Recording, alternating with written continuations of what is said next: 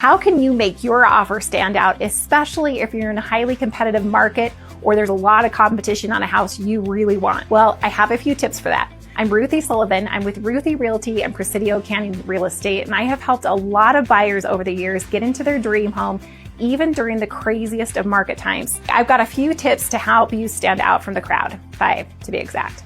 The first is make sure your price that you offer is competitive. Like, have your agent learn exactly what kind of activity and traction is going on with that property, and make sure that you don't under-present.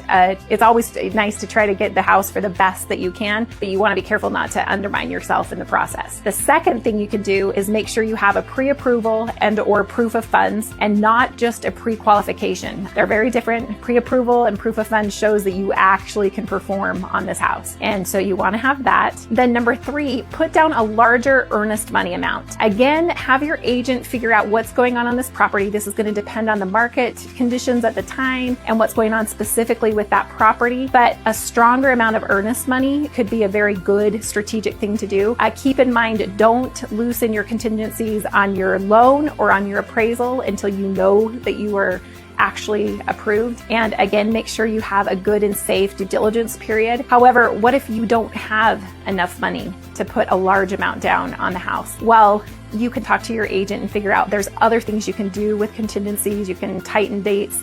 And one of those is the due diligence period. If you know that the house is pretty solid, you can shorten that time.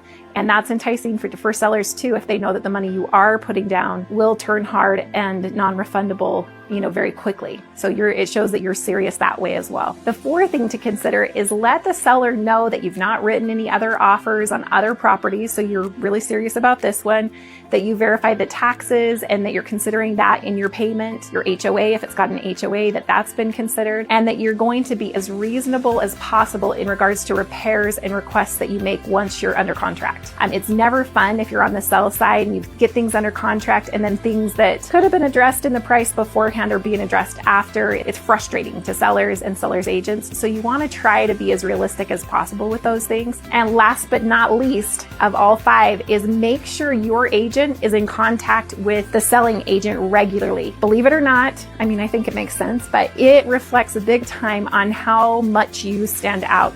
So the more that your agent calls and asks questions and asks the selling agent, what things are the sellers looking for that maybe isn't just connected to the price. Maybe there's timelines or things that you can do to go out of your way, but just the communication itself will help you to stand out in the mind of the seller's agent and thus the sellers. Again, I'm Ruthie Sullivan. Give me a call. From your first house to your forever home, I'm here to help.